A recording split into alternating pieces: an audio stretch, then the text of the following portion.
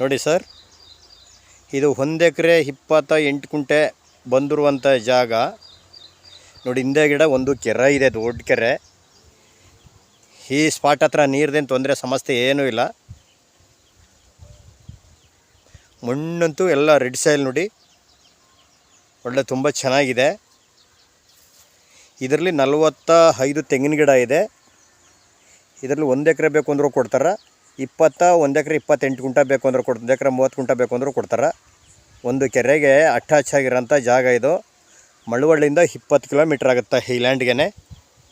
ನಾನು ಹಿಂದೆಗಡೆ ಕೆರೆ ಕಡೆಯಿಂದ ತೋರಿಸ್ತಾ ಇದ್ದೀನಿ ಜಾಗನ ನೋಡಿ. ಮುಂದೆಗಡೆಗೆ ಹೋಗ್ತಾ ಇದ್ದೀನಿ. ಊರಿಗೆ ಅಟ್ಯಾಚ್ ಆಗಿರುವಂಥ ಜಾಗ ಇದು.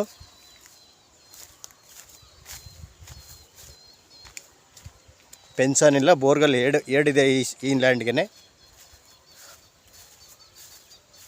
ಮಣ್ಣಂತೂ ಎಲ್ಲ ರೆಡ್ ಸಾಯಿಲ್ ತುಂಬ ಚೆನ್ನಾಗಿದೆ ನೋಡಿ. ಇಲ್ಲಿ ಕೂತ್ಕೊಂಡ್ರೆ ಒಂದು 4-5 ಎಕರೆ ಜಾಗ ಬೇಕಾದ್ರೆ ಮಾಡ್ಕೋಬೋದು. ಒಂದು ಸ್ಕೂಲ್ ಇದೆ, ಸ್ಕೂಲ್ಗೆ ಅಟ್ಯಾಚ್ ಆಗಿರುವಂಥ ಜಾಗ ಇದು.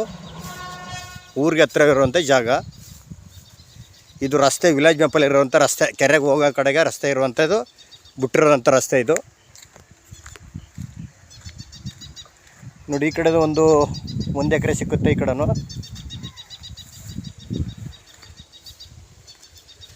ಒಳ್ಳೆ 45 ತೆಂಗಿನ ಗಿಡನೂ ತುಂಬ ಚೆನ್ನಾಗಿ ಫಲ ಬರ್ತೈತೆ.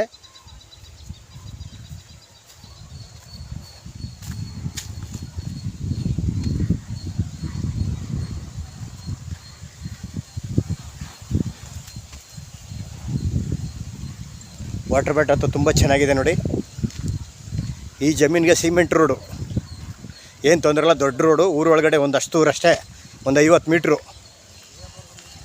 ಸಿಮೆಂಟ್ ರೋಡ್ಗೆ ಅಟ್ಯಾಚ್ ಆಗಿರುವಂಥ ಜಾಗ ಇದು.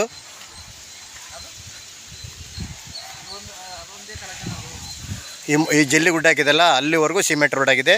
ಇದು ಸ್ಕೂಲು.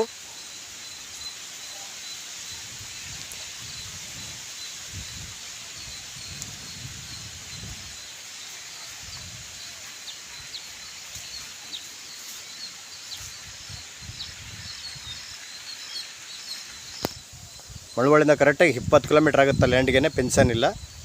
2 ಬೋರ್ಗಳಿದೆ ಲ್ಯಾಂಡ್ ಒಳಗಡೆ. ರೈಟ್ ಇನ್ನೂ ಹೇಳಿಲ್ಲ, ರೈಟ್ ಹೇಳಿದ್ಮೇಲೆ ಹೇಳ್ತೀವಿ. 1 ಎಕರೆ 30 ಕುಂಟೆ.